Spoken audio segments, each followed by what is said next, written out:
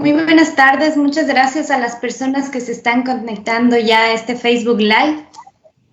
El día de hoy estamos con el doctor Armando Chávez, quien es médico ginecobstetra de la Clínica de la Mujer.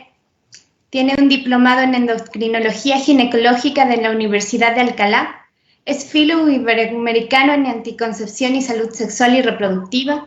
Además es maestro ecuatoriano de ginecología y obstetricia, FESGO 2014, y es expresidente de la Sociedad Ecuatoriana de Ginecología y Obstetricia. Hoy vamos a estar hablando del tercer trimestre del embarazo. Doctor, muchísimas gracias por acompañarnos esta tarde. Tiene la palabra. Bienvenido a este live con FIAMED. Buenas tardes, Vanessa. Muchas gracias por la presentación. Muchas gracias a todas las personas que puedan conectarse en simultáneo, en vivo con nosotros, y obviamente a quienes posteriormente puedan ver esta grabación. Para mí es un placer conversar de un tema que tanto me gusta, tanto me apasiona, y especialmente hacerlo en esta época en la cual estamos viviendo un momento difícil en la vida de todos, pero de pronto siempre, como nos han dicho, de las grandes crisis salen las grandes soluciones. Probablemente esta época debe servir para que todos nosotros como individuos seamos mejores personas cuando intentemos regresar a la normalidad, para que la especie humana sea mejor. Fíjense ustedes, este virus, esta pandemia ha hecho por el planeta Tierra más de lo que han hecho todas las cumbres de cambio climático. Y por tanto, pienso yo que toda época de crisis debe servir para ser mejores. El tema que vamos a topar hoy en la tarde me apasiona, tiene que ver mucho con lo que hago en el día a día, y es especialmente interesante por el momento de incertidumbre, de ansiedad, de inquietud que viven las mujeres embarazadas. Vanessa, si usted quiere, podría empezar a comentar algunos aspectos que tienen que ver con los cuidados del tercer trimestre del embarazo, que es lo que me ha pedido que comente el día de hoy. Sí, justamente, doctor. Quisiera que nos comente cómo deben cuidarse las mujeres en este tercer trimestre del embarazo. Bueno, la primera recomendación en esta época de COVID es que la mujer embarazada en esta época debe conjugar las precauciones propias de la emergencia sanitaria con los cuidados propios del control prenatal. La primera cosa que les digo siempre a las mujeres es que estamos en una época en la cual estamos aprendiendo respecto a esta pandemia.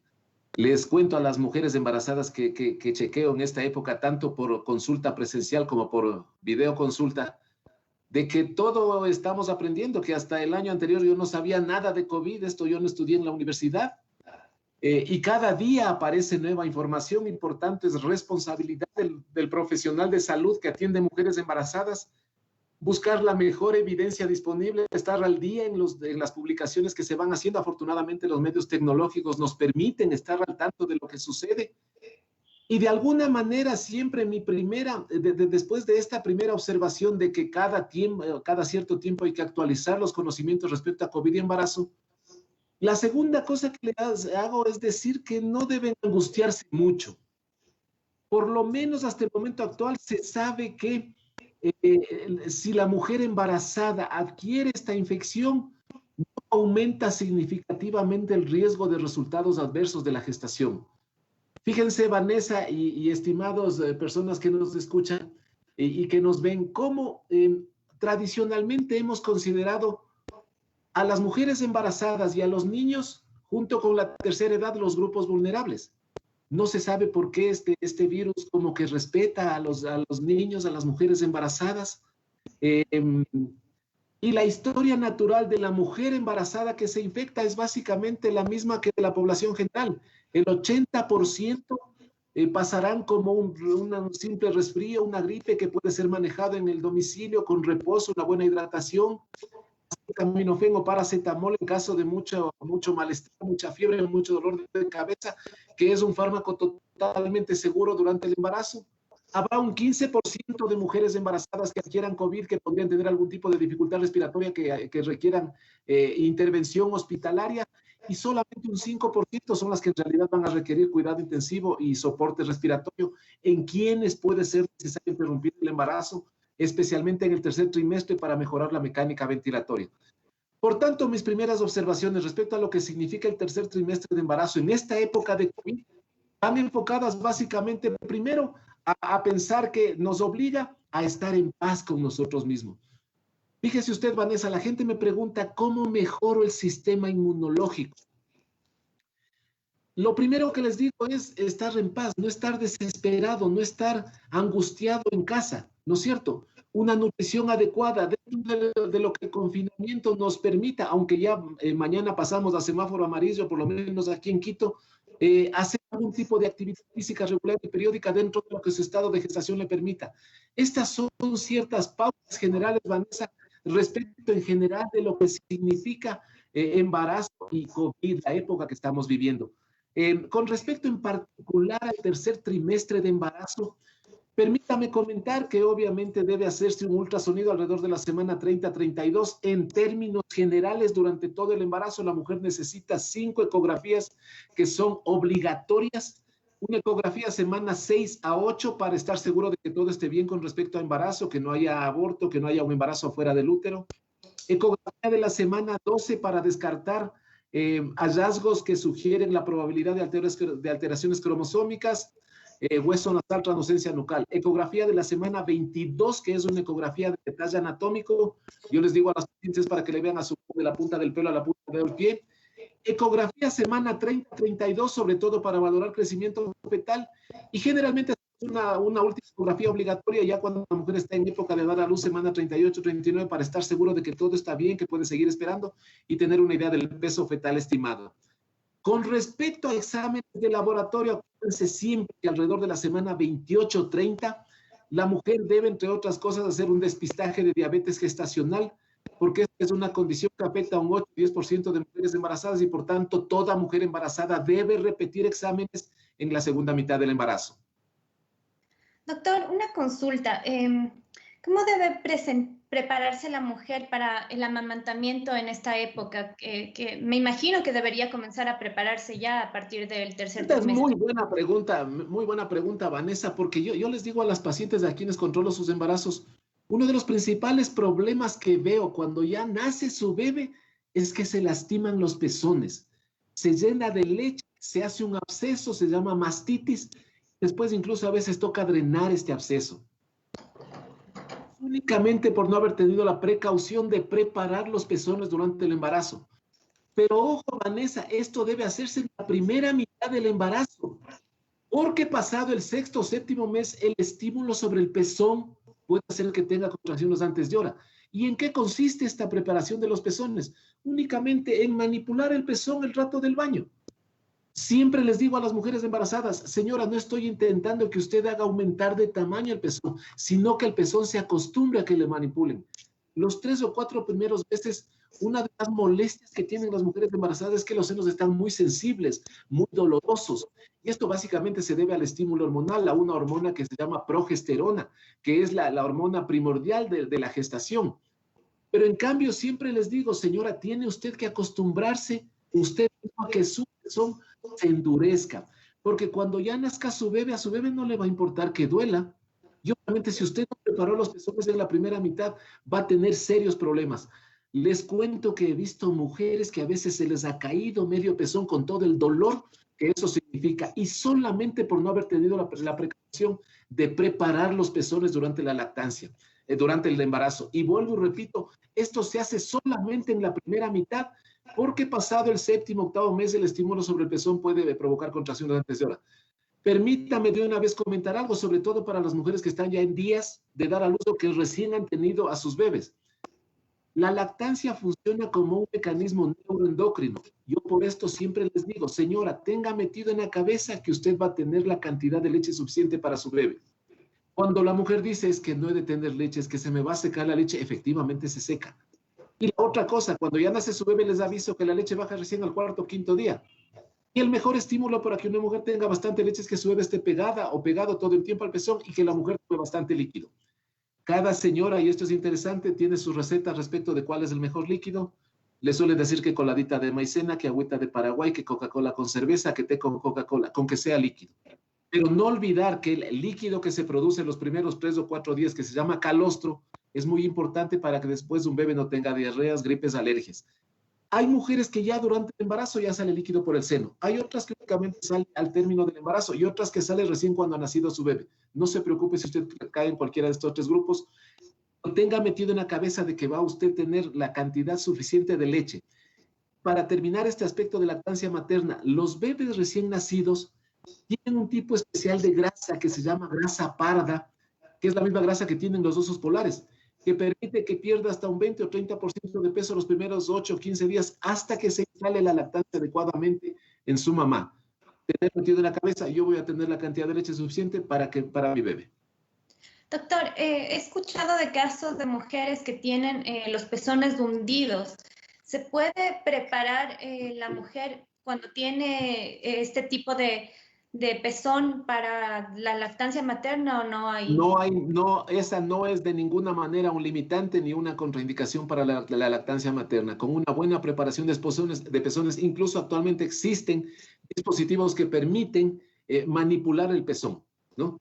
El pezón, la glándula mamaria alrededor del pezón tiene una estructura muscular contráctil que hace que el pezón responda al estímulo. Por tanto, el hecho de que tenga pezones pequeños, de que esté aparentemente un pezón hacia adentro, de ninguna manera es una contraindicación ni un limitante, haciendo una buena preparación durante la gestación y preparándose también mentalmente para este momento que yo les digo a las señoras, después de darle la vida, probablemente lo mejor que puede hacer usted es darle el seno los primeros 4 o 5 meses como comida exclusiva para su bebé. Otra consulta, doctor. ¿Es normal que en este periodo del tercer trimestre las mujeres presenten varices o presenten algún cambio físico en el cuerpo adicional, obviamente, a que se hinchen? No sé, dígame. Es muy interesante la pregunta y esto me permite comentar algunos aspectos interesantes. Primero, muchos de estos cambios que se presentan en la mujer embarazada se deben al efecto mecánico que ejerce el útero aumentado de tamaño. El útero aumentado de tamaño dificulta el retorno de sangre desde los miembros inferiores y por tanto hasta un 50 o 60% de mujeres embarazadas se hinchan. Aparecen varices y es básicamente por el efecto mecánico del útero aumentado de tamaño que dificulta el retorno de sangre desde abajo. Esto me permite desmitificar una de las creencias comunes de la gente. La gente dice que coma sin sal. No tiene ningún significado, no tiene ningún fundamento científico. La sugerencia obviamente es no ponga más sal de lo normal, pero en el embarazo no sirve de nada comer sin sal. La gente dice coma sin sal para que no le dé preeclampsia. Mentira, la preeclampsia tiene otros orígenes y no tiene nada que ver con la ingesta de sal. Fuera del embarazo, si es que una persona tiene hipertensión, se sugiere que no coma sal, que básicamente la sal es cloruro de sodio y el sodio retiene agua. Al retener agua, usted puede aumentar los valores de presión arterial, pero en el embarazo no sirve para comer sin sal. Y por tanto, las varices, la hinchazón de las piernas, básicamente se presenta como este efecto del útero que actúa como un obstáculo al retorno de sangre. Por eso es que la recomendación es, si usted pasa el día sentada o de pie, cada hora y media, 2 horas debería intentar levantar las piernas. Actualmente, que en esta época está recomendado el teletrabajo, es un problema para las mujeres embarazadas. Y obviamente la recomendación es cada hora, hora y media, unos 3, 5 minutos, levántese, estire las piernas, levante sus piernas. Porque básicamente el efecto mecánico es el responsable del aparecimiento de varices que se presentan no solo en las piernas. Pueden aparecer, por ejemplo, varices en la región genital externa, en la vulva. Pueden aparecer varices en el recto, hemorroides, que empeoran también con el estreñimiento. Entonces, tomar bastante agua, ese es otro mito, no tome mucha agua, mentira, no sirve de nada ni comer sin sal ni dejar de tomar agua. Tome agua, que eso de alguna manera también permite mejorar el hábito defecatorio, que a su vez puede contribuir a que no aparezcan hemorroides, otro tipo de varices que se presentan en el recto. Bueno, aprovecho, doctor, justamente para invitarles a realizar sus consultas en la caja de comentarios. Le pueden consultar cualquier cosa respecto al tercer trimestre de embarazo. Al doctor, como les comentaba, estamos con el doctor de la Clínica de la Mujer, Armando Chávez. Él es médico ginecobstetra. Doctor, ¿qué exámenes deben realizarse durante este tercer trimestre de embarazo, ¿qué exámenes son necesarios para las mujeres embarazadas en este periodo? Había comentado ya respecto a la realización de ultrasonidos y ahora quiero ampliar más en detalle los exámenes de sangre que debe hacerse la mujer embarazada. Había ya mencionado que un 10% de mujeres embarazadas pueden tener diabetes gestacional, por tanto, a toda mujer embarazada debe hacerse un despistaje de diabetes gestacional. Les aviso siempre a las mujeres embarazadas que le van a sacar una muestra de sangre en ayunas y después de eso le van a dar a tomar un líquido azucarado y una hora después le van a sacar otra muestra de sangre. El test se llama test de O'Sullivan y permite descartar diabetes gestacional. Debo informar que afortunadamente el 90% de mujeres que tienen diabetes gestacional, o sea, es decir, la gran mayoría, se controlan únicamente con cambios en el estilo de vida, en la nutrición y en la actividad física. ¿Qué otros exámenes debe hacerse? Hay que descartar que no haya anemia. Fíjense ustedes que si hago yo una hemoglobina al inicio del embarazo, está bien. El punto de corte en Quito para hablar de anemia es 12.5, entonces tiene una hemoglobina de 14. Se la repito a la semana 28-30 y, oh sorpresa, tiene menos de 12.5. Tiene que recibir hierro adicional. Por más alimentos que contengan hierro que consuma, no va a lograr este 12.5 de hemoglobina que se necesita antes de dar a luz. Recordando que normalmente un parto sangra medio litro y una cesárea normalmente sangra 1 litro. Si yo tengo una mujer que llega con anemia antes de que nazca su bebé, no se va a recuperar rápido. Entonces, despistaje de diabetes, descartar anemia, pruebas de función renal, tiempos de coagulación, porque obviamente más tarde o más temprano ya van a hacer su guagua y hay que estar seguro que su sangre coagule adecuadamente. Pruebas de función hepática, siempre les pido básicamente para estar seguro de que todo esté bien con el funcionamiento del hígado. Y exámenes de orina, no solo un hemo elemental y microscópico, sino también un cultivo de orina. La infección de vías urinarias en el embarazo es muy frecuente por una serie de cambios que ocurren a nivel del tracto urinario. Y en el embarazo, la infección de vías urinarias, hay un tipo especial que se llama bacteriuria asintomática. La mujer no tiene los síntomas típicos de cistitis, ardor para orinar, ganas de orinar cada rato, quedarse con ganas de seguir orinando, sino que los gérmenes están ahí y debe ser diagnosticada con un cultivo de orina y tratada adecuadamente, porque la infección de vías urinarias que no se diagnostica y trata adecuadamente puede complicar el resultado del embarazo. Puede ser causa de que se rompe el agua de fuente antes de hora o puede ser causa de que la mujer tenga contracciones antes de hora. Aparte de ultrasonido y de exámenes de laboratorio, la otra cosa que siempre les recomiendo es hacer una consulta odontológica. Dentro de los cambios propios del embarazo, también a nivel de la cavidad oral hay cambios. Sobre todo existe sangrado fácil de las encías. Tiene un nombre especial, se llama épulis del embarazo. Existe congestión sanguínea, o sea, aumento del flujo sanguíneo y por eso a veces las encías sangran con facilidad, pero debe hacer un control odontológico. Fíjense ustedes que hasta hace un tiempo se pensaba incluso que ciertos tipos de infección odontológica podrían ser causa de que se rompe el agua de fuente antes de hora. Entonces, todas estas cosas forman parte de las actividades que debe el médico de alguna manera promover en la mujer que está en su segunda mitad, en el tercer trimestre de embarazo, que es lo que estamos topando el día de hoy, Vanessa. Doctor, justamente usted habla de que se puede dar que se rompa el agua de fuente antes de hora. ¿Cómo una mujer puede identificar que en realidad ya está por nacer su bebé o que en realidad se le adelantó el parto debido al estrés o yo qué sé? Bueno, usted ha topado en su pregunta muchos temas muy interesantes y quisiera intentar mencionarlos.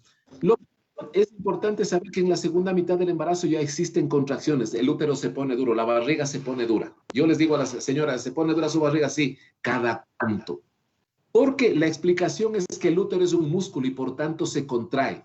Pero cuenta cuando se rompe el agua de fuente. Yo les digo que no se angustien, que no se estresen, porque les aviso que usted tiene como medio litro de agua de fuente. Entonces, cuando se rompe el agua de fuente, es un charco. Si usted está en la cama, se moja el interior, se moja la ropa, se moja la sábana, se moja la cama. Sí es cierto que también hay un mínimo porcentaje de ruptura de membranas, de que se rompe el agua de fuente, que el escurrimiento es mínimo. Por tanto, si usted tiene dudas de cualquier descarga vaginal anormal, tiene que consultar.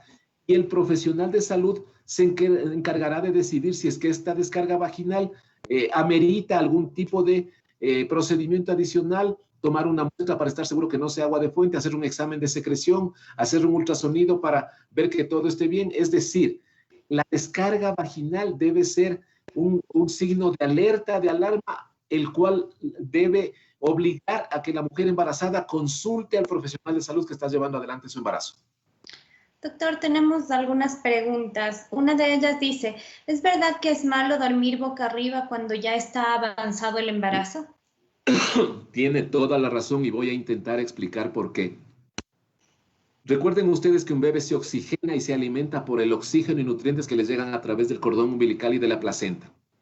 Por tanto, cualquier situación que disminuye el flujo de sangre por la placenta y por el cordón umbilical disminuye la cantidad de oxígeno y nutrientes que les llegan a un bebé. Cuando una mujer está completamente boca arriba, el útero aumentado de tamaño presiona hacia atrás los vasos sanguíneos de esta mujer embarazada, porque los vasos sanguíneos de todos nosotros pasan pegados a la columna. Y por eso es que se recomienda que a partir del 7º, 8º mes, la mujer embarazada debe descansar idealmente del lado izquierdo, por lo menos del lado derecho, y no boca arriba, porque eso favorece la oxigenación de su bebé.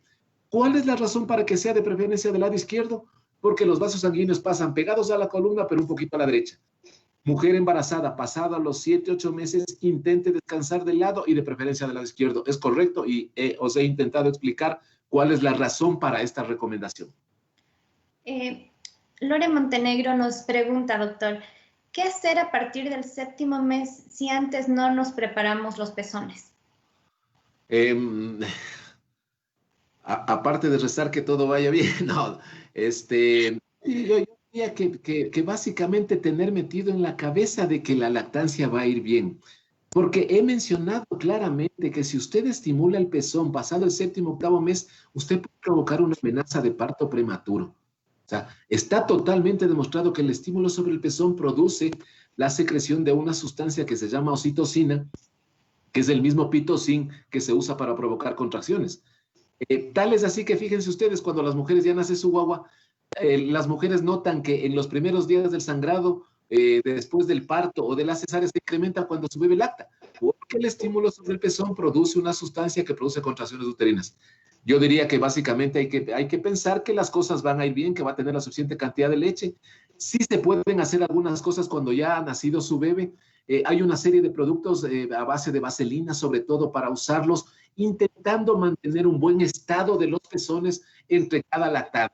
Pero básicamente la preparación, el intentar endurecer el pezón se realiza en la primera mitad del embarazo. Doctor, nos dicen, en caso de asma y embarazo, ¿cómo se debe cuidar si se contagia de COVID-19? Bueno, teóricamente, yo alguna vez preparé una charla de asma y embarazo. Básicamente, con el asma, como con otras patologías, suele suceder que la mujer tiene 3 probabilidades. Mejoran las crisis asmáticas, permanecen sin modificación o básicamente empeoran los procesos respiratorios. Por concepto, cualquier proceso respiratorio crónico es un factor de riesgo para esta infección COVID y para que sea más grave el COVID. Y obviamente esta mujer debe tener muy claro cuáles pueden ser los factores que empeoran sus crisis asmáticas. Debe tener muy claro cuáles son los medicamentos que ella usa para sus crisis asmáticas. Fíjense ustedes que algunos de los medicamentos que se usa para tratar dificultad respiratoria se usan también como inhibidores de las contracciones uterinas, y esto es un aspecto interesante. Pero probablemente esta es una mujer que debe extremar más aún las precauciones de la emergencia sanitaria, intentando que ella no tenga riesgo de infección por COVID.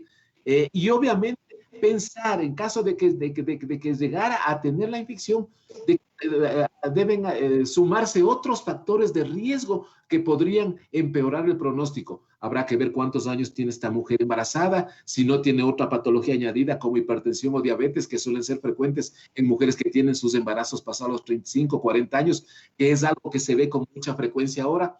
Pero en términos generales yo diría que la parte anímica, emocional, tiene una crucial relevancia en este caso y en general en esta época de embarazo y COVID. Lo he comentado a propósito del rol que tiene el tema de estado de ánimo, de estrés, de tensión en el factor inmunológico, en el desarrollo de crisis asmáticas, ¿no? Fíjense ustedes, hace rato que comentó usted, cuando uno le manda a una mujer a hacer reposo porque tiene amenaza, el reposo no es de estar horizontal en la cama muerta de la desesperación sufriendo. El reposo es una actividad física e intentar estar en paz con uno mismo. Esa es la idea que tiene uno de reposo. Déjeme hacer un paréntesis, Vanessa. El 50% de embarazos son no esperados. Son las mujeres que dicen, vean, yo no era una buena época para embarazar. El 30% son francamente no deseados y estas son las mujeres que a veces buscan la probabilidad de suspender el embarazo. Y solo un 20%, 2 de cada 10 son las mujeres que dicen, yo sí estaba buscando embarazar. A la reacción inmediata de sorpresa, de pensar que no era el momento adecuado, sigue una reacción de ilusión, de esperanza. El 50% de enfermedades tienen un trasfondo psicosomático. Tenemos que estar en paz con uno mismo, ver el embarazo en esta época como lo que es, una bendición, un don de Dios para quienes que evidentemente tenemos esa creencia.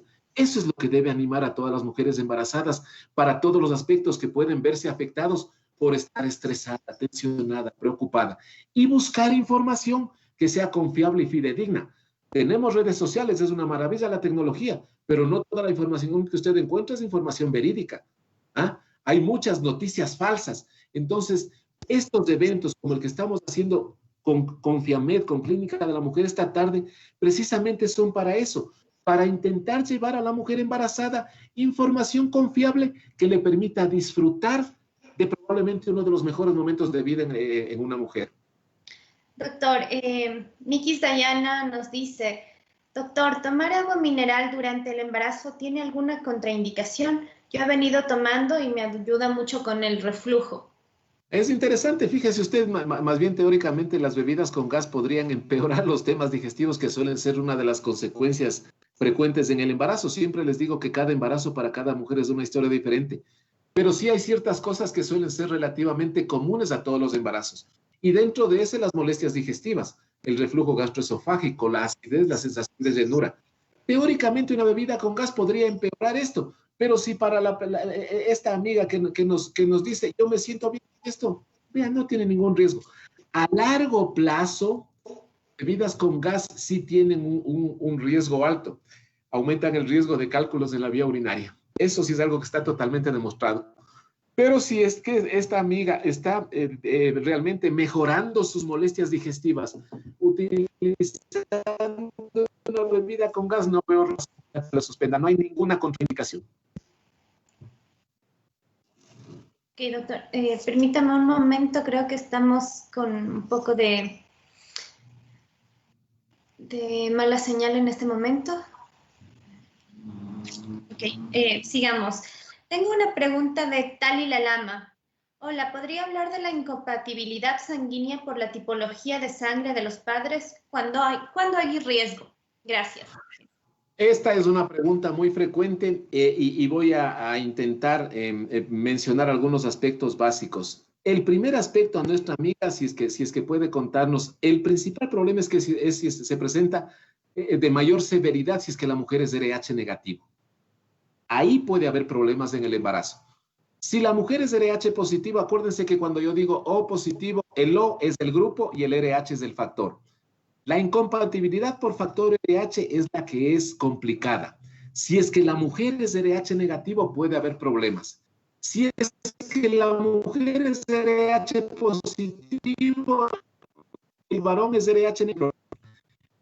Aprovecho para mencionar, la herencia de los grupos sanguíneos tiene una serie de vericuetos y por eso jamás debe ser usada como prueba de paternidad, por ejemplo. Yo puedo tener una pareja que los dos son RH positivo y pueden tener un bebé que tenga RH negativo. Jamás debe usarse la herencia de los grupos sanguíneos como prueba o no de paternidad. Y los principales problemas se dan cuando la mujer es RH negativo. Los problemas de grupo, es decir, de A, B, AB, 0, no son severos y eso en el peor de los casos requieren un poco de fototerapia porque se eleva un poco la bilirrubina. Permítame intentar explicar rápidamente en qué consiste el problema. Las personas que tienen RH negativo tienen sus glóbulos rojos con algo que los que tenemos RH positivo sí tenemos. Los glóbulos rojos de estas personas de RH negativo no lo tienen. Por eso es RH negativo. No tienen el RH. Cuando una persona que es RH negativo entra en contacto su organismo con glóbulos rojos, con sangre RH positivo, su sistema inmunológico reconoce como extraño el RH, porque ella no tiene, es RH negativo, y crea anticuerpos que destruyen esos glóbulos rojos extraños a su organismo. En futuros embarazos, esos anticuerpos pueden romper los glóbulos rojos de un nuevo bebé que tenga el RH positivo. Esa es, a grosso modo, la explicación de por qué las mujeres que son RH negativo pueden tener cierto tipo de complicaciones. Por eso es que las mujeres que tienen RH negativo, cuando tienen un hijo y su hijo es RH positivo, su hijo o hija, en los 3 primeros días necesitan recibir una inyección. La gente dice una vacuna, no es una vacuna, es una inmunoglobulina que básicamente hace que su organismo no cree anticuerpos para un futuro embarazo que no tenga ningún problema si es que vuelve a tener un bebé que tenga RH positivo. En términos generales, las mujeres que tienen el RH negativo carecen o no tienen un RH positivo, que si llegan a estar en contacto con RH positivo, forman anticuerpos que podrían complicar gestaciones futuras. Tenemos otra consulta, doctor. Nos dicen, doctor, al tener una cesárea, ¿hay posibilidad que la leche no baje rápido o debería bajar apenas se pegue el bebé al seno? Vanessa, no tiene nada que ver y en esto sí hay ciertas cosas que voy a ser re enfático. No tiene nada que ver el hecho de que un bebé nazca por parto vaginal o por cesárea con el éxito o el fracaso de la lactancia materna. Tiene que ver con la actitud que tenga la mujer respecto a la lactancia. He sido muy enfático. La lactancia funciona como un mecanismo neuroendocrino. Las mujeres que dicen, es que se me va a secar la leche, es que no, le aseguro que se seca. Si usted tiene metido en la cabeza, yo voy a tener la suficiente cantidad de leche, le aseguro que va a tener leche. Y no se olvide que después de parto o de cesárea, y eso no tiene nada que ver con la vía de nacimiento, la leche baja al 4º o 5º día. Y este líquido que se produce los 3 o 4 primeros días, este calostro es muy importante para que después un bebé no tenga diarreas, gripes, alergias. Recuerden ustedes que el concepto de parto humanizado no es aplicado solamente a parto vaginal, también es aplicado a cesárea y comprende algunas acciones para intentar medicalizar lo menos posible este momento sublime en la vida de la familia. Que esté presente su pareja, que haya un alojamiento conjunto, que rápidamente le pongan al pecho a su bebé. Y esto puede hacerse así haya sido una cesárea, ¿no? Entonces, el hecho de que sea cesárea no tiene nada que ver con el éxito o fracaso de la lactancia. Tiene que ver con todas estas prácticas que siempre las intentamos hacer para que sea el evento lo más natural posible, lo más familiar posible. Y obviamente animarle a la mujer a saber que ella va a ser lo suficientemente capaz de tener la cantidad de leche y de hacer una buena lactancia para que su bebé crezca adecuadamente, crezca y se desarrolle adecuadamente. Mario y Alexandra Pachacama dice, felicitaciones, doctor Armando Chávez de Abril. Katy Merchan dice, doctor, yo antes de estar embarazada, sin saber, tomé pastillas para los parásitos y a la semana me enteré que estaba embarazada. ¿Hay algún problema con eso? La verdad es que estoy bien preocupada. Primero dígale que no se preocupe. Primero déjeme saludar a mi amiga Mari Pachacama. Ella está en época de lactancia. Ella tuvo su bebé hace unas pocas semanas y obviamente tengo la certeza absoluta. No es paciente mía, pero la quiero mucho, es una gran amiga mía y me imagino que está haciendo una buena lactancia porque es una mujer que tiene metido en la cabeza, como todos deberíamos tener, de que la lactancia es lo mejor para su hijo o hija. A nuestra amiga Katy debo decirle que primero, uno de los mensajes de esta presentación, no se angustie, no sufra. Cualquier fármaco o sustancia que inadvertidamente la mujer puso en contacto con su organismo sin saber que estaba empezando un embarazo, si es que va a afectar al resultado del embarazo, se pierde el embarazo. ¿Por qué? Esto tiene en las primeras semanas de embarazo. ¿Por qué? Porque recuerden ustedes que cuando se unen el óvulo con el espermatozoide en el tercio externo de la trompa uterina y regresa a implantarse en el útero, se van dividiendo 2 células, 4 células, 8 células, por eso se llama mórula. Estas células son todas igualitas. Todas, todavía no existe diferenciación celular, el sistema cardíaco, el sistema respiratorio, el aparato digestivo, el aparato neurológico. Por tanto, si este fármaco o sustancia, tengo pacientes que dicen, por ejemplo, vea doctor, justo fue cumpleaños de mi marido y nos pegamos una borrachera y tomé bastante trago. Ya tomó, señora, ahora ya que sabe que está embarazada, ya no va a tomar más en el resto del embarazo. Entonces, cualquier fármaco o sustancia que inadvertidamente la mujer puso en contacto con su organismo sin saber que estaba empezando un embarazo, si es que va a afectar el embarazo, se pierde el embarazo, la mujer aborta. Si no existe aborto, uno le puede asegurar con certeza de que no va a haber ninguna malformación congénita aislada, resultado de este fármaco o sustancia que inadvertidamente la mujer puso en contacto con su organismo. De todas maneras, para tranquilizarle más aún a nuestra amiga Katy, que pregunta esto, los fármacos antiparasitarios en general son fármacos categoría C. Son fármacos que por concepto uno debe evitarlos si sabe que está embarazado, pero que en ciertas circunstancias el beneficio supera el riesgo. Si yo tengo una mujer que tiene una parasitosis intestinal y le está dando un cuadro de diarrea, de disentería mediana, tengo que usar un antiparasitario, porque si no la diarrea va a complicar el resultado del embarazo. Por concepto intento evitarlos. Pero en resumidas cuentas, a nuestra amiga no se preocupe. Cualquier fármaco o sustancia que inadvertidamente la mujer puso en contacto con su organismo, sin saber que estaba empezando un embarazo, si que va a afectar al resultado del embarazo, se pierde el embarazo y la mujer va a abortar independientemente de lo que el médico haga. Si no existe aborto, no va a haber ninguna malformación congénita aislada, resultado de ese fármaco o sustancia que inadvertidamente la mujer puso en contacto con su organismo. Doctor, Vanessa, ¿me escucha todavía? Sí, ahorita la escuché nuevamente. Se cortó la última parte, perdón. Ok. Tali Lalama, que era la persona que nos consultaba acerca de la incompatibilidad de la sangre, nos dice que sí, efectivamente, ella es A negativo y el papá es A positivo. Y en su segundo... Muy bien. Ya es mi segundo embarazo. En el primero me pusieron una vacuna. Ya les conté que no es una vacuna, pero está bien que le des una inyección. Lo que es importantísimo, a dos cosas más para nuestra amiga. Primero, dentro de la primera batería de exámenes que ella debe hacerse a las 6, 8, 10 semanas, debe hacerse un examen que se llama CUMS. ¿Qué mide CUMS? CWMBS. Mide básicamente que su organismo no haya formado anticuerpos en su embarazo anterior. Acuérdense que les dije que las mujeres que son RH negativo, cuando entran en contacto con sangre RH positivo, su sistema inmunológico crea anticuerpos que destruyen los glóbulos rojos RH positivo, porque es una sustancia extraña a su organismo. Para eso le pusieron una inmunoglobulina los 3 primeros días. Para estar seguro de que esta inyección cumplió su cometido, obviamente le hago una prueba de CUMS dentro de la primera batería de exámenes. A la semana 28 ya le pongo la inmunoglobulina y cuando ya nazca su segundo bebé, en este segundo embarazo, tengo que averiguar el tipo de sangre de su bebé. Si es que vuelve a ser RH positivo, tengo que volverle a poner la inyección en los 3 primeros días posteriores al nacimiento de su bebé.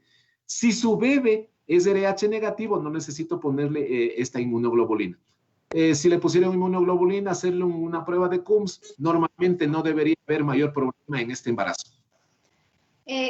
Katina Navarrete nos dice, doctor, tuve una inflamación de ganglio derecho inguinal. En los exámenes de sangre estuvo normal. No nos da ningún otro dato, no sé si está embarazada, pero quiero explicar algo que les va a servir a todas las personas porque es un motivo de consulta que lo he visto relativamente frecuente.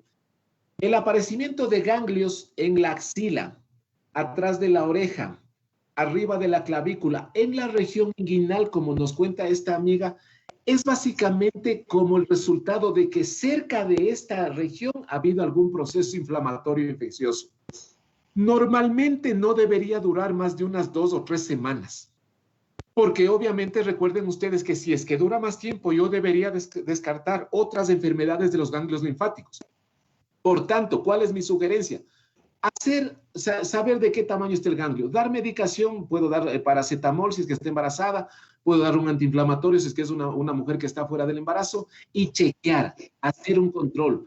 Normalmente estos ganglios, estas adenopatías, deberían desaparecer después de un lapso relativamente corto de tiempo. ¿Qué son estos ganglios? Generalmente son el resultado de algún proceso infeccioso inflamatorio vecino, pero si duran en el tiempo, hay que descartar otras causas que afortunadamente son menos frecuentes, que producen crecimiento de los ganglios linfáticos. Doctor, Shirley Stephanie nos dice, buenas tardes, doctor. Mi esposo se contagió de COVID-19 hace 2 meses, es asintomático y la última prueba rápida de ayer sigue positiva. ¿Cuándo puedo convivir con él? Tengo 24 semanas de embarazo. Bueno, básicamente, esa es una pregunta muy interesante. En la mañana me han consultado una amiga, una prima mía muy querida, su suegro tiene COVID y entonces obviamente, ¿qué hacer? Usted no puede a una persona de estas dejarla aislada del mundo. Ahí me parece que las primeras recomendaciones pasan por saber cuál es la forma de contagio del virus. El virus no flota en el aire. El virus se contagia por las gotas de saliva que la persona infectada expulsa al toser, al estornudar o al hablar. Yo soy muy efusivo para hablar. Yo tengo que ponerme protección cuando veo una paciente, cuando tengo una conversación con cualquier persona. Y obviamente estas gotas pueden depositarse en las superficies y entonces si una persona topa esta superficie y después lleva sus manos a la cara, esa es la forma de contagio. En estos 45 minutos aproximadamente que vamos de transmisión, yo me debo haber topado la cara siquiera unas 10 veces. Las personas lo hacemos a veces inconscientemente. Por tanto, ¿cuál es la recomendación? Primero, obviamente, la persona que tiene COVID tiene que usar mascarilla. Es un aspecto muy interesante el que cuenta esta paciente. Hay personas que teóricamente siguen siendo infecciosas, siguen eliminando partículas virales algunas semanas después de haber tenido el episodio agudo.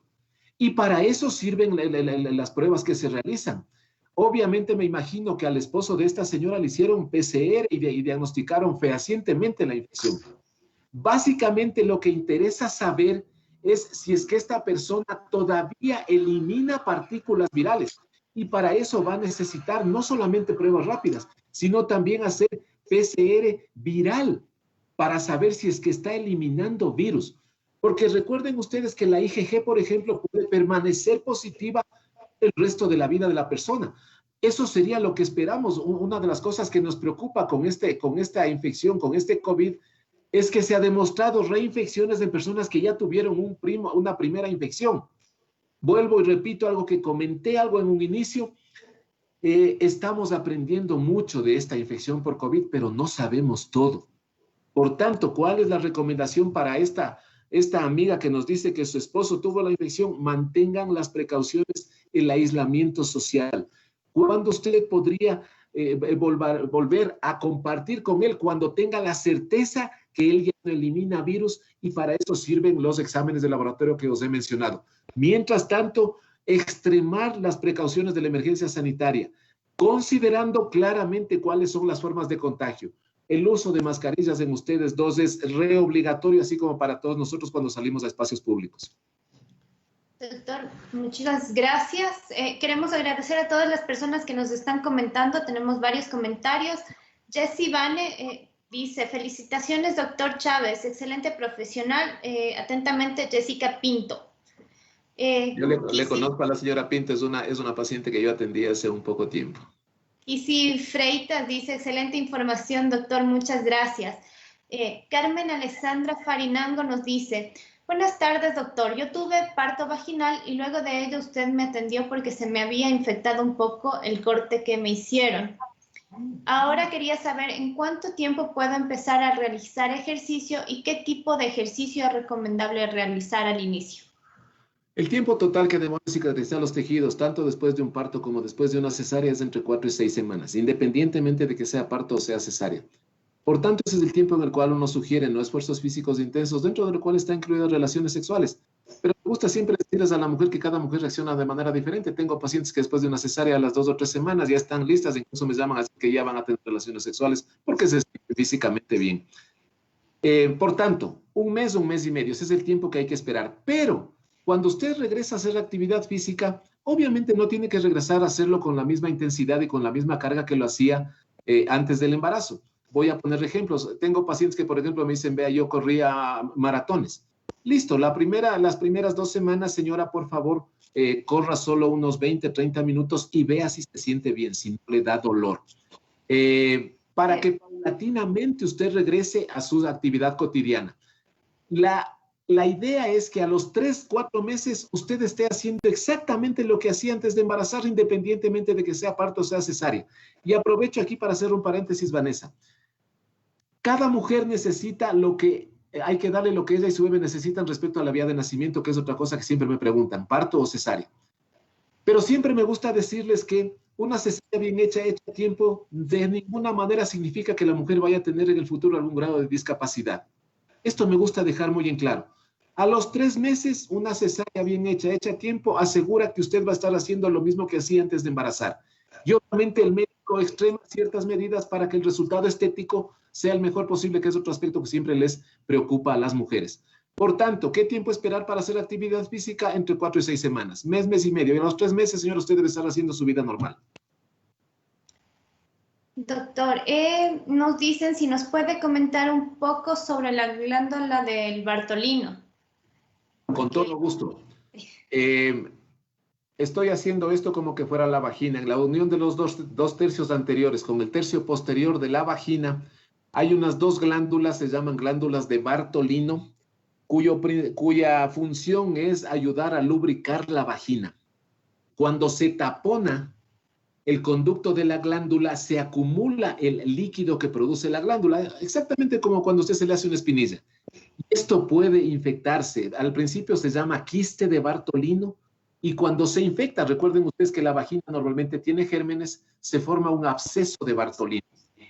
Lo más fácil es pinchar y drenar el absceso, pero en realidad mi recomendación siempre es hacer un procedimiento quirúrgico pequeño, muy pequeño, que se llama marsupialización, que consiste en dejar permeable el conducto de la glándula para que en el futuro esta mujer no vuelva a tener otra vez el mismo problema.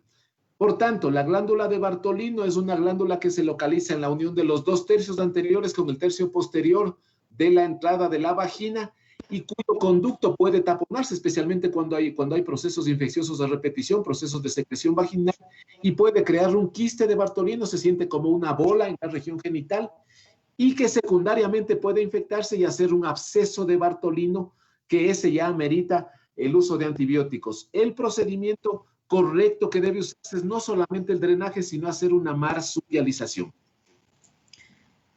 Nos comentan, doctor, ¿en el tercer trimestre hay alguna vacuna que debemos ponernos las embarazadas? Muchas gracias por su respuesta, doctor. Sin dudar, las guías de práctica clínica del Colegio Americano de Ginecobstetricia, de la Sociedad de Medicina Materno-Fetal, recomiendan de la semana 30, 32 hasta la 36 una vacuna que tenga toxoide tetánico. Para las pacientes que acuden a instituciones públicas es obligatorio ponerse vacuna contra el tétanos y que tenga protección para tosferina, porque se ha demostrado que la mujer que se inmuniza durante el embarazo da protección a su bebé, una protección cruzada, protección de rebaño que se llama. Por tanto, las mujeres embarazadas en esta época de embarazo, 30, 32 hasta la semana 36, ponemos una vacuna que básicamente tenga toxoide tetánico y que dé protección para tosferina. La que tenemos disponible también da protección para difteria y es una vacuna totalmente indicada en el embarazo. Aprovecho para cerrar el círculo respecto a la vacuna contra el tétanos. He mencionado que esta es una vacuna obligatoria para mujeres que acuden a instituciones públicas, porque en las instituciones del Ministerio de Salud, básicamente, si está a nivel rural o suburbano, hay la posibilidad de que dé a luz en la casa, y en la casa usted corta el cordón umbilical con lo que haya más, una tijera, un cuchillo, ahí hay riesgo de tétanos. Por tanto, en el primer embarazo es obligatorio. Primera dosis semana 20-24 y en 6 semanas un refuerzo. Y en cada embarazo posterior una dosis de refuerzo. A las pacientes particulares no les obligo mucho, pero les digo que siempre que no está contraindicada. Y la otra vacuna que me preguntan mucho es la vacuna de influenza. Probablemente sea reobligatorio en países que tienen las 4 estaciones del año, en donde existe gripe estacional.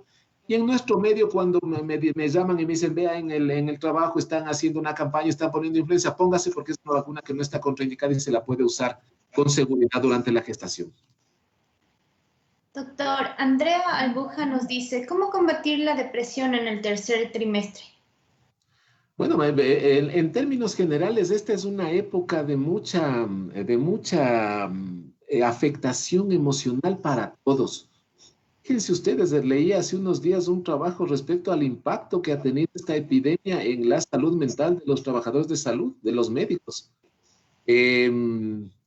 Para una mujer embarazada, había mencionado al inicio de esta transmisión que conforme va transcurriendo su embarazo, se despierta este sentido de maternidad que básicamente hace que la mujer piense, no importa lo que me pase a mí, pero que a mi bebé no le pase nada.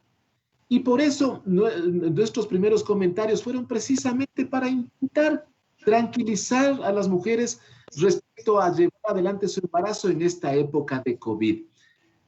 De alguna manera, el buscar mecanismos que nos hagan disfrutar de la época de gestación.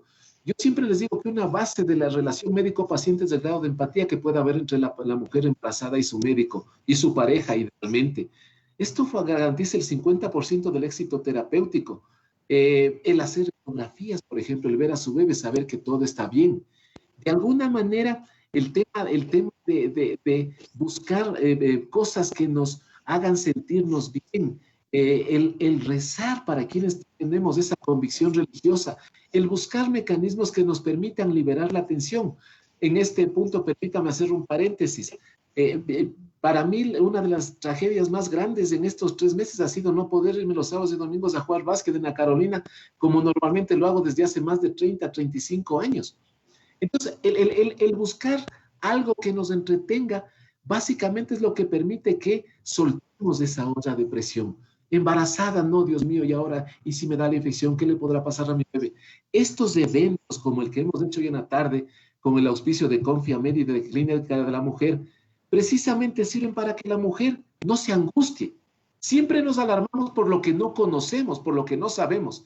Entonces, el tener eventos donde usted pueda recibir información verdadera, verídica, que le permita saber que todo está yendo bien, hacer teleconsultas. He contado que hay pacientes que dicen, vea, ya hice 5 teleconsultas, quiero hacer una consulta presencial.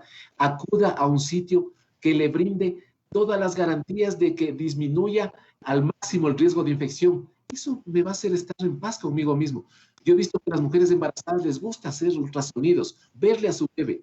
El mejor parámetro de bienestar son los movimientos fetales percibidos por la madre. Yo puedo enseñarle una ecografía, la mujer puede ver que le crece la barriga, pero lo que más racionaliza para la mujer el hecho de estar embarazada es el sentir los movimientos de su bebé, y ese es el mejor parámetro de bienestar fetal. Todas estas cosas deben servir para darle tranquilidad a la mujer, a la mujer embarazada. Porque lo que sí está demostrado es que las mujeres que tienen embarazos complicados, difíciles, con muchos sentimientos de depresión, de angustia, de ansiedad, tienen riesgo alto de hacer depresión posparto. Y en casos extremos de depresión posparto, a veces hay alteraciones psiquiátricas más severas que necesitan medicación. Por tanto, todo esto debe confluir para que de alguna manera la mujer disfrute de su estado de gestación, esté segura de que todo está bien con su bebé. El pensar, ¿dónde va a nacer mi bebé? Ese es uno de los aspectos cruciales en esta época. Muchas mujeres me han preguntado, doctor, ¿y dónde será mejor que dé a luz? ¿En un hospital o en una clínica? En un hospital la carga viral es alta. Probablemente no será conveniente que usted busque un sitio en donde haya menos probabilidad de contagio. Entonces, todas estas cosas vale la pena irlas comentando con su pareja, con su entorno cercano y como profesional de salud que lleva adelante su embarazo. Doctor, Lore Montenegro nos dice, muchas gracias, doctor Chávez. Una consulta. A mí no me han suplementado ácido fólico y hierro en el embarazo. Lo único que me han dado es calcio. Estoy en la semana 31. Me han dicho la doctora que no todas las embarazadas tienen que suplementar esto, ya que depende de cada caso y que más bien estos suplementos causan estreñimiento. ¿Qué opina acerca de eso? Ya que todos los conocidos me dicen que es importante tomar ácido fólico y hierro. Cuando 2 o más profesionales de salud tienen controversia respecto a un tema, las sociedades científicas organizan lo que se llama consenso. La Sociedad Ecuatoriana de Ginecobstetricia, con el auspicio de mi maestro, el doctor Andrés Calle, a quien siempre públicamente expreso todo lo que me enseñó y lo que me ayudó a hacer lo que soy ahora, él organizó en julio del año 2018 el Consenso Ecuatoriano para el Uso de Vitaminas y Minerales en el Embarazo. Nos reunimos en un sitio particular un fin de semana, teóricamente 15, 20 expertos a nivel nacional, y a cada uno le asignaron un tema. A mí en particular me tocó hablar de hierro en el embarazo, y por tanto quiero comentar algunos aspectos de lo que usted ha comentado, de lo que usted ha mencionado. Primero, mucho de razón tiene la persona que le ve a usted. Cada embarazo para cada mujer es una historia diferente.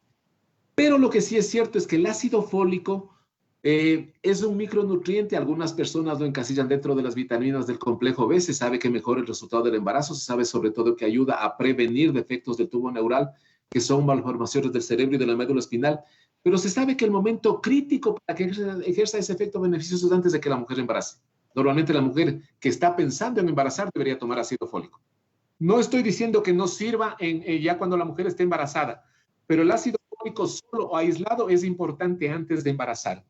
¿Cuándo dar hierro? Valores de hemoglobina. Examen al inicio del embarazo y en la semana 28-30. Para una mujer en Quito, más aún si está embarazada, ¿cuál es el punto de corte? 12.5. Personalmente prefiero a veces usar hierro parenteral, hierro inyectable, porque el hierro oral a veces da molestias digestivas que de por sí ya son propias del embarazo y que empeoran durante la gestación, especialmente los 3 o 4 primeros meses. Aparentemente es recomendable, cuando ya usted sabe que una mujer está embarazada, dar un multivitamínico que tenga, entre otras cosas, ácido fólico. Y no solamente ácido fólico los 2 o 3 primeros meses, que suele ser una práctica común en la mayoría de profesionales. Pero esta reunión de consenso que os he comentado, organizada por la Sociedad de Ginecología y Obstetricia de Ecuador, básicamente concluyó que cuando ya está embarazada, un multivitamínico que tenga, entre otras cosas, ácido fólico. Hierro si es que necesita, si es que tiene hemoglobina bajo 12.5 para una mujer que vive en Quito. Y el calcio es interesante. Yo siempre les digo, los requerimientos nutricionales de la mujer embarazada uno debería intentar cumplirlos con la alimentación. Señora, si su organismo lo permite y usted toma el equivalente a 1 litro de leche todos los días, no necesita calcio adicional. Recuerden ustedes que el requerimiento diario de calcio para una mujer embarazada son 1.500 miligramos. Se sabe que 1 litro de leche proporciona 1.200 miligramos, los otros 300 yo los puedo completar con el resto de la alimentación. ¿Qué otros alimentos contienen calcio? Derivados lácteos, queso, yogur, chochos, quinoa, sardinas, son otros buenos alimentos de contenido de calcio. Si yo logro que usted tome el equivalente a 1 litro de leche todos los días, no necesito darle calcio adicional. No soy amigo de dar ácido fólico por un lado, hierro por otro lado, calcio por otro lado, omega 3 por otro lado, vitamina D por un lado. Primero porque cada uno de estos 5 frascos cuesta, ¿no? Y aparte de eso, usted regresa a ver el velador y ve 5 frascos y dice, vea, si el embarazo no es una enfermedad, es un estado normal en la vida de la mujer. Debería idealmente cubrirse los requerimientos nutricionales del embarazo con la alimentación y en ciertos casos puntuales hacer suplementación. Si me pregunta a mí, un multivitamínico y no solamente ácido fólico aislado. Y hierro, si es que el valor de hemoglobina, las reservas de hierro así lo ameritan. Nos preguntan, si una mujer ha sido sometida a histectomía, ¿este procedimiento acelera la menopausia? No. No si es que los ovarios quedaron en su sitio. Histerectomía es extraer el útero. Las causas más frecuentes de histerectomía son miomas, miomatosis uterina, sangrados abundantes, pólipos a veces patología del cuello uterino. Y cuando yo tengo una mujer joven, y joven estoy hablando de 45, yo diría que a veces hasta 50 años para abajo, yo saco solo el útero y los ovarios quedan en su sitio. Los ovarios son las glándulas importantes que son las que producen hormona, estrógeno. Estrógeno es el nombre de la principal hormona femenina, estradiol. Si yo saco los ovarios en una mujer menor de 50, de 45 años, a las 2 o 3 semanas tengo que darle terapia hormonal porque si no esa mujer se declara loca. El estrógeno, la falta de estrógeno que se produce abruptamente porque fue necesario extirpar los ovarios, es lo que da sintomatología severa, sintomatología menopáusica severa. Pero si yo he sacado solamente el útero, yo les digo a las mujeres, el útero, un profesor mío decía, el útero sirve para 2 cosas, para el embarazo y para tener cáncer, no desempeña ningún otro rol, menos aún desde el punto de vista de producción hormonal. Los ovarios son los que son importantes. Y por eso, si es que esta mujer tuvo histerectomía, hay que preguntarle, señora, ¿los ovarios le dejaron? Sí, entonces no se preocupe. Usted va a seguir produciendo la cantidad de hormona que su organismo necesita y va a dejar de producirlas a la edad que estaba diseñado genéticamente para que sus ovarios dejen de funcionar, que en nuestro medio en promedio es alrededor de los 48 a 50 años. Muchísimas gracias, doctor. Bueno, nos sugieren que hagamos un live sobre menopausia. estaremos conversando con el doctor a ver si nos ayuda con esto.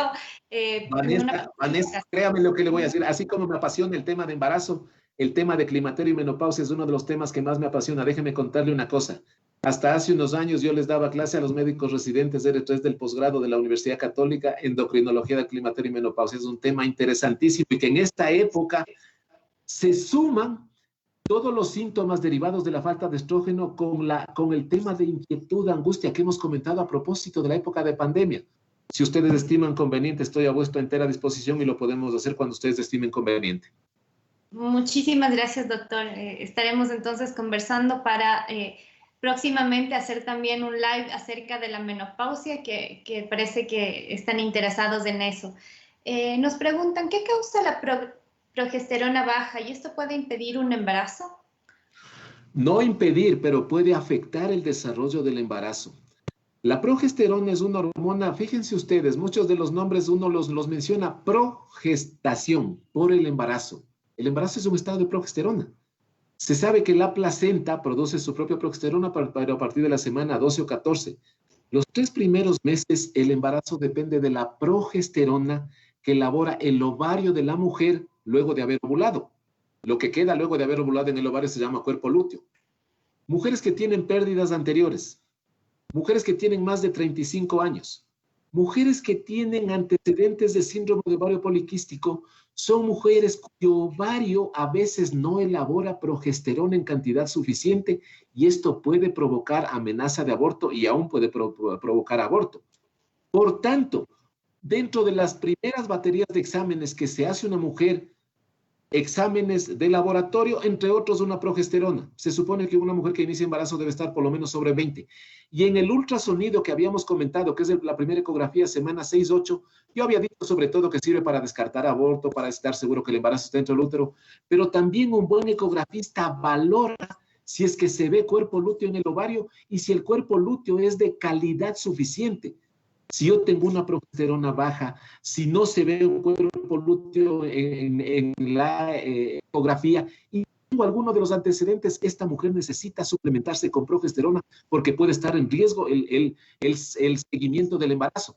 Y recuerden ustedes que afortunadamente ya tenemos progesterona disponible que viene en cápsulas que se pueden tomar o usar por vía vaginal, la misma cápsula. Aparentemente el efecto beneficioso es mejor cuando se usa por vía vaginal.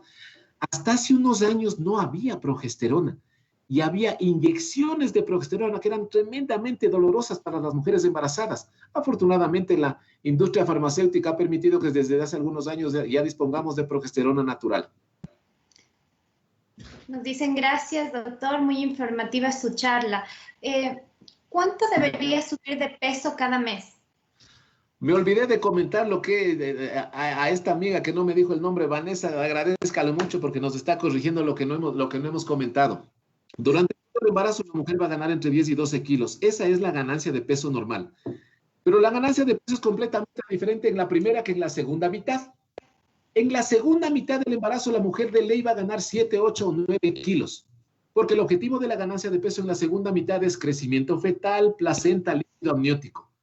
En la primera mitad la mujer va a ganar unos 2 o 3 kilos e incluso hay mujeres que pierden peso, especialmente cuando hay mucha náusea y vómito.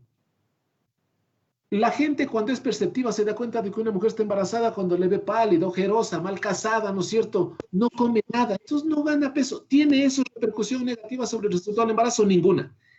Y ojo, la gente, la familia cercana, su entorno cercano, cuando sabe que una mujer está embarazada, quiere obligarle a que coma.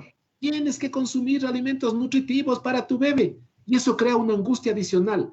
Las mujeres que ganan mucho peso en la primera mitad del embarazo son las que después más dificultad tienen para regresar a su peso anterior. Son las que se quedan gordas, en resumidas cuentas.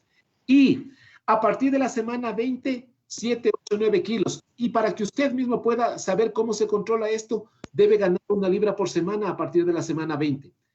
No es bueno no ganar peso porque esto predispone a que haya retraso de crecimiento intrauterino. Pero tampoco es bueno ganar demasiado peso porque esto predispone a que haya diabetes gestacional. Usted debe ganar lo que debe ganar, 1 libra por semana a partir de la semana 20. Y en la primera mitad del embarazo no se preocupe si es que no gana peso e incluso si pierde peso, especialmente cuando hay mucha náusea y vómito. Y durante todo el embarazo entre 10 y 12 kilos. Esa es la ganancia de peso normal. Muchas gracias, doctor. Tenemos felicitaciones, muy buena charla. Permítame, se me perdieron las preguntas, le comento. Me dicen que ¿qué debemos hacer para evitar la preeclampsia? Voy a decir algo que dije hace un momento, rezar.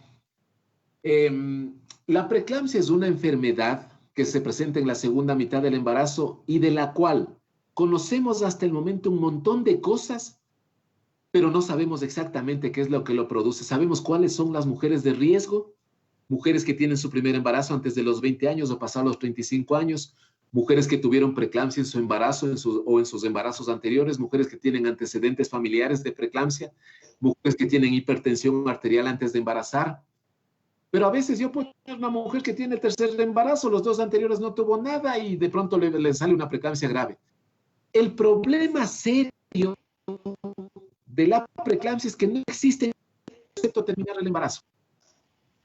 Si yo tengo una mujer que tiene más de 36 semanas, ya no me importa porque sé que su bebé tiene ya el tiempo requerido para nacer. Pero el grave problema es cuando yo tengo una mujer que tiene 7, 8 meses de embarazo y le da preeclampsia. Ahí usted tiene un reto enorme porque básicamente usted no sabe hasta dónde puede prolongar el embarazo porque sabe que van a ser un bebé prematuro, pero si usted deja pasar mucho tiempo, eso puede dejar secuelas permanentes para la mujer, básicamente daño renal, daño hepático. La única estrategia farmacológica demostrada que puede ayudar a prevenir preeclampsia es dar aspirina infantil empezando antes de la semana 16 y la toma hacerla en la noche.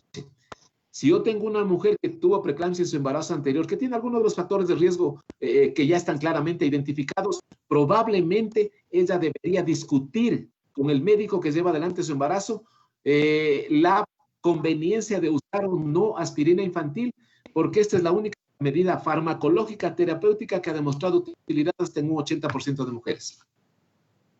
Doctor Majito Sánchez Vázquez nos dice, doctor, buenas tardes, tengo 31 semanas de gestación y desde ayer presento un dolor intenso a nivel perineal. Específicamente, dice sínfisis del pubis, específicamente además de dolor a nivel umbral, ¿cómo puedo mejorar esta situación? Gracias. Se pueden hacer algunas cosas. Dígale a Majito lo siguiente, digámosle a Majito lo siguiente. Primero, tiene que ver mucho con lo que había comentado. Habría que ver si es que ella está haciendo teletrabajo, por ejemplo. Para compensar el peso que tiene adelante la mujer embarazada hace esto. Por eso dicen que la mujer embarazada tiene marcha de pato, ¿no es cierto? Esta exageración de la curvatura de la columna es lo que a veces da dolor lumbar. Y el útero que va aumentando de tamaño presiona estructuras vecinas y eso a veces ocasiona dolores tipo neuritis. Lo primero, intentar estar sentada recta. La cama de una mujer embarazada tiene que ser una cama dura, no tiene que ser una cama que se hunda. A veces usamos vitamina B inyectable. Se sabe que la vitamina B inyectable puede tener cierto efecto beneficioso sobre estos dolores inespecíficos, tipo dolor lumbar, tipo neuritis, dolor en la región inguinogenital a nivel de la sínfisis. A veces se puede usar acetaminofén, 1, 2 tabletitas de acetaminofén, medicamento seguro durante el embarazo. Debo mencionar en este punto que el 80-90% de médicos que hacemos medicina usual no creen mucho en las terapias alternativas. Yo personalmente estoy en el 10-20% y a veces recurro a médicos que hacen homeopatía, que hacen terapia neural, que son técnicas totalmente seguras durante el embarazo y que logran efectos terapéuticos, especialmente cuando la sintomatología dolorosa no puede manejarse con estas medidas de cambios posturales, de descanso, farmacológicas, vitamina B, acetaminofén, a veces mujeres que no soportan el dolor. Y obviamente una opción, una herramienta dentro del arsenal terapéutico deben ser estas terapias alternativas que tienen, para mí, punto de vista, su espacio claramente establecido y que son totalmente seguras durante la gestación. Doctor, con el tema de la preeclampsia, Santi nos dice que tuvo preeclampsia el último mes en su primer embarazo y ahora está embarazada nuevamente después de 15 años, que sí puede tener nuevamente preeclampsia después de este tiempo. Probablemente asumamos que ella tuvo su primer embarazo, voy a ponerle una edad baja, a los 20, probablemente ya tiene 35 y si lo tuvo a los 25 ya tiene 40. Esa tiene dos factores de riesgo importantísimos. Esta es una candidata ideal para recibir aspirina desde antes de la semana 16. No se olviden, aspirina infantil totalmente segura durante el embarazo y debe cumplir dos requisitos. Empezarla antes de que cumpla 16 semanas de embarazo y la toma diaria debe ser en la noche.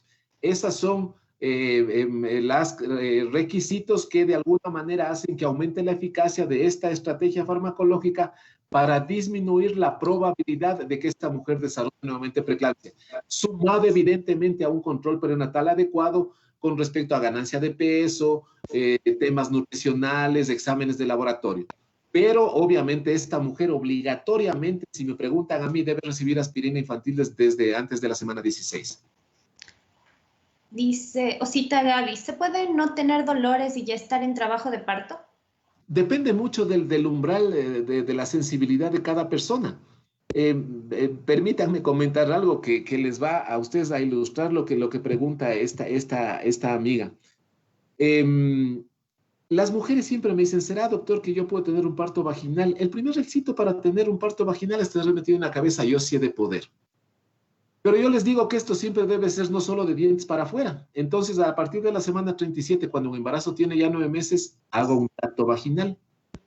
Si tengo una mujer que al hacer un tacto vaginal llora, sufre, patalea, convulsiona, no le voy a dar trabajo de parto, porque el tener labor de parto no tiene nada que ver con el tacto vaginal.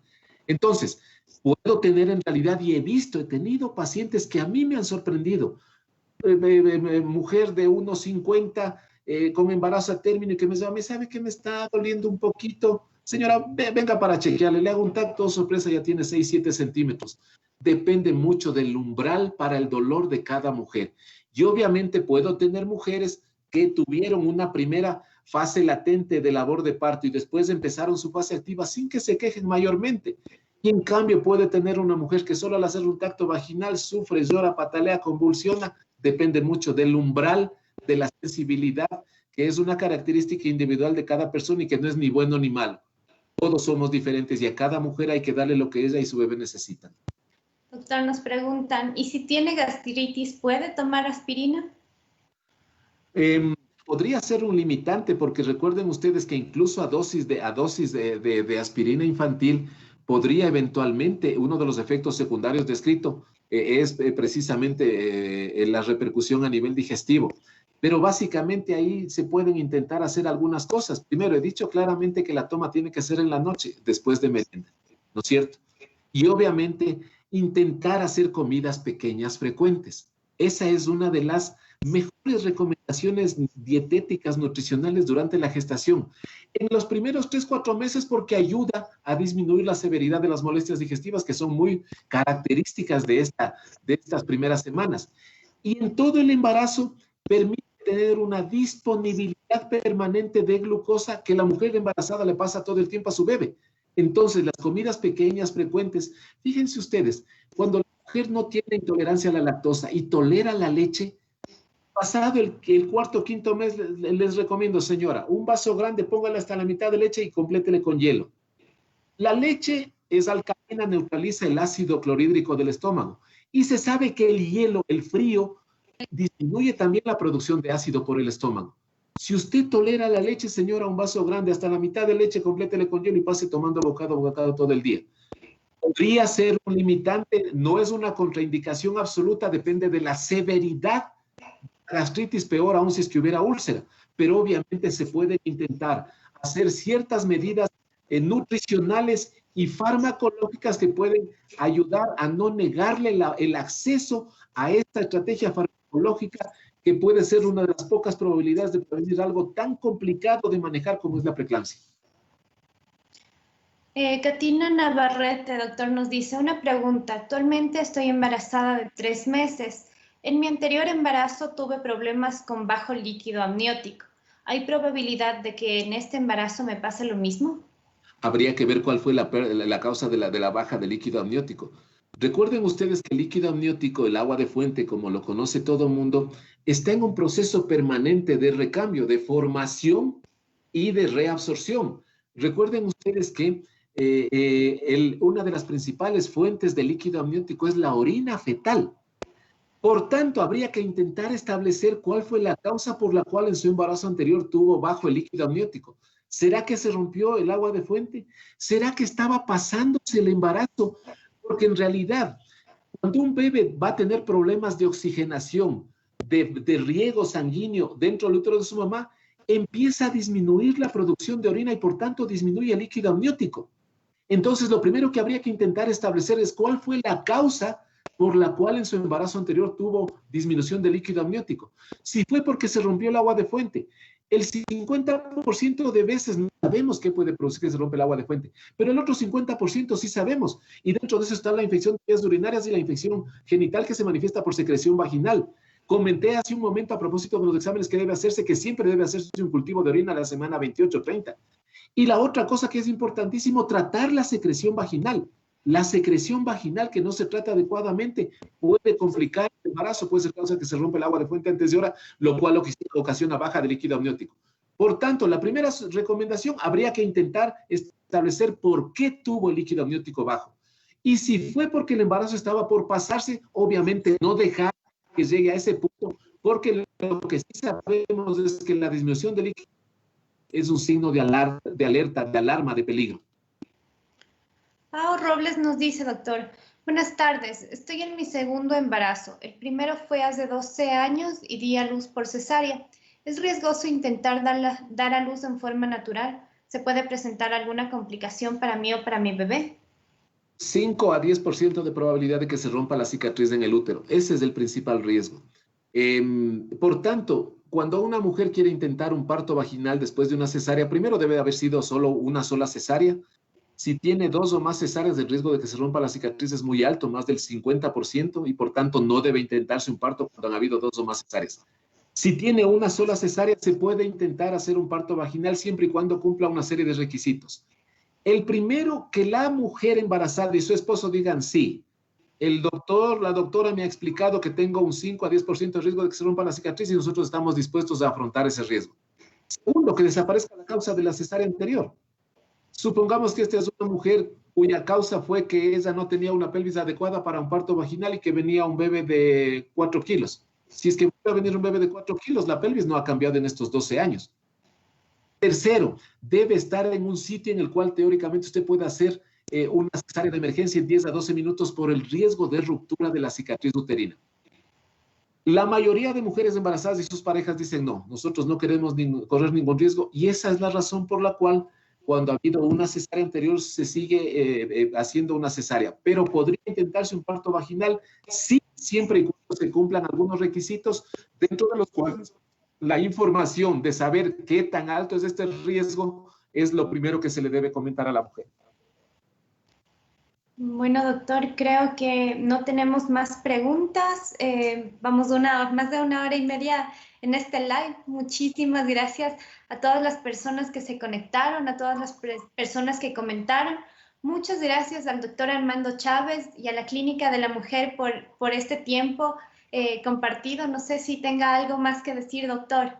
Nada, agradecerle a usted, Vanessa, obviamente reiterar que Confiamed y Clínica de la Mujer es preocupadas por el tema de salud mental, sobre todo de las mujeres embarazadas. Me han pedido que haga esta transmisión viva, la he hecho con todo gusto. Disfruto hablando de estos temas porque es lo que hago todos los días. Disfruto de mi profesión. Les digo siempre que esta época, esta emergencia que estamos viviendo ha cambiado nuestras vidas. Fíjense ustedes que disfruto de mi profesión, pero no me gusta mucho tener que cumplir. Tengo aquí a mano las mascarillas del visor. A veces en los partos se nos nubla los lentes del visor, pero bueno, esta es una época que nos va a ayudar a ser mejores cuando todo esté intentando regresar a la normalidad. Una vez más a usted, Vanessa, Confiamed de la Clínica de la Mujer, la felicitación, porque básicamente estos, de alguna manera, pienso que contribuyen a mejorar la salud de la población femenina, que es a quien me debo.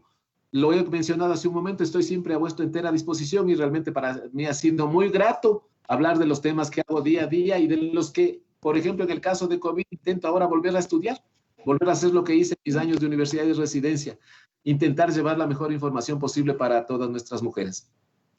Muchísimas gracias, doctor. Muchas gracias a las personas que se conectaron con nosotros. próximamente le comprometemos al doctor para que nos acompañe a hablar de menopausia, así que estén pendientes de nuestras redes sociales en Confiemed para ver cuándo logramos concretar esto. Muchas gracias a las personas que se conectaron. Buena tarde.